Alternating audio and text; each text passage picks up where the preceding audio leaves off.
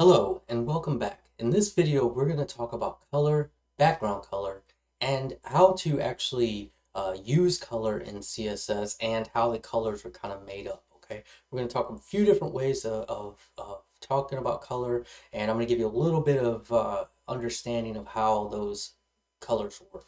So here we go. Let me switch over to my screen here. Okay, I'm just going to leave the same project open that we've had open here. And what we're going to talk about is color. Now, we've already talked about colors. You've seen this a lot in CSS. This color property here, it refers to text inside of the HTML. We can also do background color. So if I just wanted to make the background color of this document black, I can just target the body of the HTML and I could just say background color and we could say black. Okay, and if I refresh the page now, we can see that the background color is indeed black. Excuse me. Okay, so let's talk a little bit about color. Now, I've been using these simple colors where you give it a text representation of it, where I just type red, purple, green.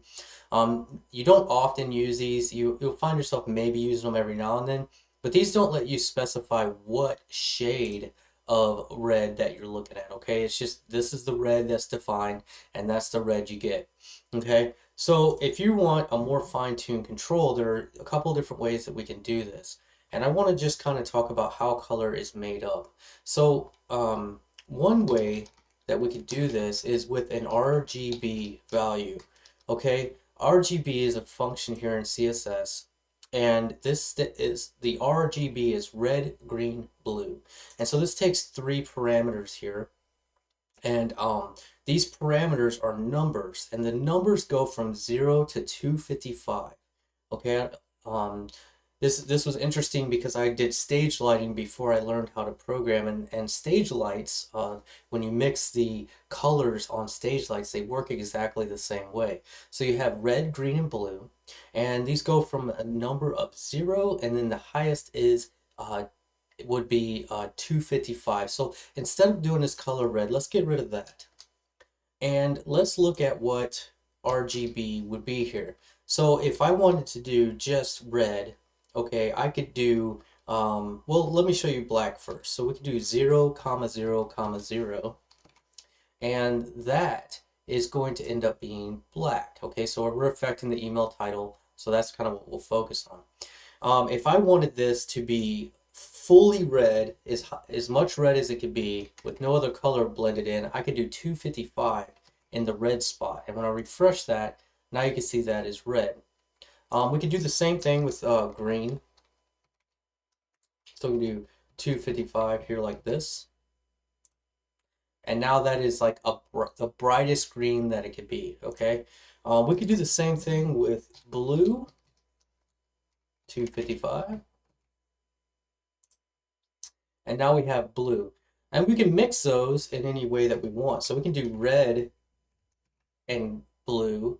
And if you know what red and blue mix together, it's going to make a purplish color. And in this case, when it's all the way up like that, it makes more of a magenta color. It's a really bright red and a really bright blue. And so you could start playing with these numbers to lower the values down to something more reasonable even. So if I want more of a darker purple, I can pull out some of this red and just put in maybe 150 in that red, and we'll see what that looks like. And so now we're starting to get a warmer, more bluish purple, okay? And so you can play around with the way these work. And if I put both of these at 150, then we can see that the color is a lot more muted, okay? And so if zeros are in everything, so you could pretty much make every color in the spectrum by mixing different amounts. And in fact, if I want to make white, white is just all colors blended together, actually. So white would be 255, 255, 255. So if I refresh that now, you shouldn't see it because it's white on a white background, okay? But that is 255, 255, 255. So that's white. We could, so yeah, I think I've kind of, let me show you one more thing here we could do. Let me put this back to zeros. One more really cool thing that you could do here is you can actually add an A to this, and the A stands for alpha. So we can give this a fourth parameter here, and this goes from 0 to 1, and this tells it how opaque or transparent it is. So if it's 0, this is going to be all the way transparent, so you won't see it on the screen at all. If I give this a 0.5, it's going to be black, but it's going to have 50% opacity, and so it's kind of see-through, so it gives it more of a gray look to it.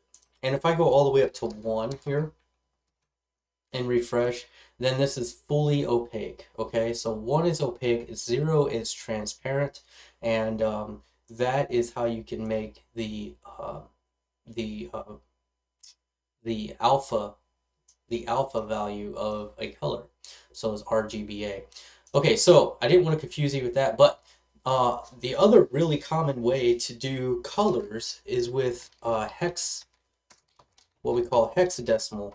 Okay, and those start out with a hashtag, and these are essentially the exact same thing as an RGB, and they do range from 0 to 255 the same exact way. But the way it works is you have two values each, and instead of typing 0 through 255, it's basically a binary representation, and you use a little bit of math, but I'll show you how to do it. So it goes from 0 to F. So if I put 0, 0, 0, 0, 0, 0, this color is going to be black. That's the same as saying RGB. So these first two numbers, or these first two characters in this RGB right here, it's not really let me select it, but the first two are red, the middle two are green, and the last set of two control the blue. Okay, and so what we can do here is, let me just show you how this works. So you can do 0 through 9 with numbers, okay? And those are literally 0 through 9. And then after that, you switch to letters, and A at that point is equal to 10, and then B is equal to 11, C 12, D is equal to 13, E is equal to 14, and F is equal to 15. And so you can start making these numbers up like this. The FF0000 like that is going to be red. It's all the way red. This is essentially the same thing as saying 255 in the RGB thing. It's the same exact color. So you might be asking yourself, well, how does the 15 and 15 equal to 255? Well, the way you have to do this is a little bit of math, okay? So what you do is you take the first character here. So this would actually, the F represents 15. And the way the math works is you take 15, you take the first character, and you times that by 16. And so in this case, that's going to equal 240, okay? And then what you do is the second character, you can think of it as a fine-tuning character. That one is going to be times 1. So it's just whatever it is. So what you do is you take the second character, so in this case F is 15, and 240 plus 15 is equal to 255. So FF is equal to 255. Okay, so you take the first character, times it by 16, so no matter what that is. So we can do another one here. Let's just do A. Okay, AF. Well, AF would be 10 times 16, so you'd have 160 plus 15, so then you would have 175. So AF is the same as 175 here. Okay, so the AF would be 175. So this is just a different way of doing the same exact thing. If I want to make a purple, I can do A, and it doesn't matter if they're uppercase. There should be the convention is to put them uppercase. Okay, so if I do AF00AF, that's going to be the same as 175 0, 175 on the RGB. Okay, it's just blending the colors together. So if I go now and refresh, it's going to be purple. And this 175, this is the same exact color as this. Let me get rid of this alpha here. There we go. So these two colors, it shows a preview in my editor here, but these two colors are exactly the same. By the way, I think you have to install an extension for this. At least you do in Atom. So if you do go to extension, and let's just do color, search for color preview maybe. Oh, uh,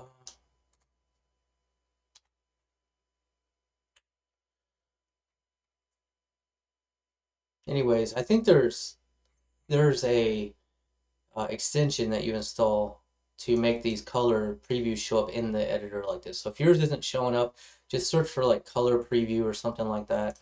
And it's the same thing in Atom that you can install an extension to show you these. These are really helpful, so you can quickly see when you see this color a little preview of what that is without going to your browser and figuring it out. You can actually see it right here in your editor.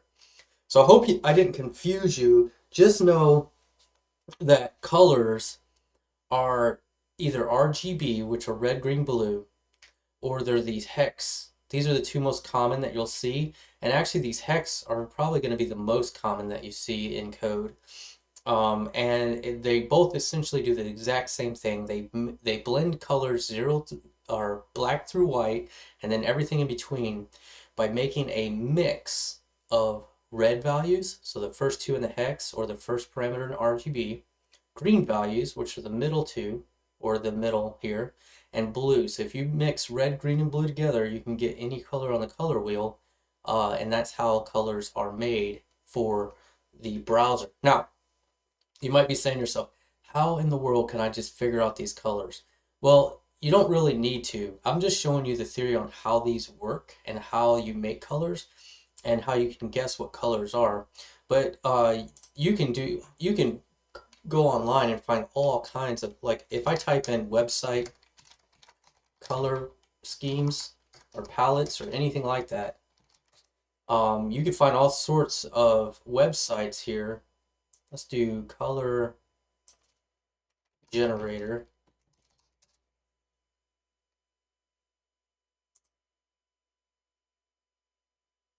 And I've never tried this one before.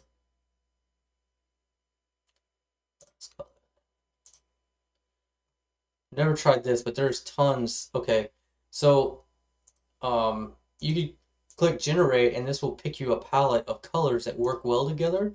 And you find a color scheme that you like for your website, and this gives you the hex values for these. So this would be 7CFEF0, 6BFFB8. And you can kind of guess what colors these are because this one's going to be green because the two values in the middle, the EA, are higher than the 2C and the A3, which will give more of a green color. Okay, so there's plenty of places for you to get these hex colors. There's tons of these online generators and even some that will have some pre-made color schemes that you can grab, and you just copy those colors down and you can use them as is. Now, if you needed to adjust those colors slightly, knowing the theory really helps because if I need, let's say I'm like, man, I just don't like how much red is in this. Well, I could lower this BA down slowly to lower numbers until it becomes the color that I really want. Okay, so you could do slight adjustments like that just by adjusting these values. Okay, so you can copy this hex, and if I come over here now and I'll paste this hex here, you can see that now I've got that color. And in fact, the editor here also has a color picker built in, and I can actually go through and find the color that I want, and it's going to create that hex value for me. Okay, so if I go back here now and refresh, well, I have two of the same here. So this email title, There we go. Now it's just kind of burnt orange color. All right, so that's that's all I think I want to discover about colors right now. Again, if you don't understand these all that well, just take some time. Excuse me, my voice is just, I'm a little under the weather. So take these colors and understand that these are a mix of red, green, and blue.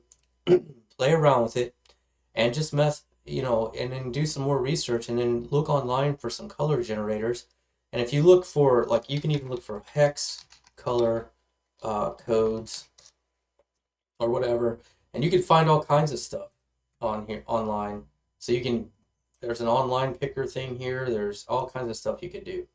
Um, and it even gives you can see the direct relation. Here's the hex value and the RGB value in this tool. So it'll show you both of them.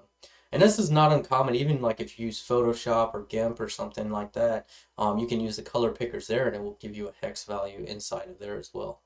All right, guys. Well, I hope that was helpful. I hope you're a little less confused about colors and these cryptic looking hex values and what they actually are. So anyway, I will talk to you in the next video.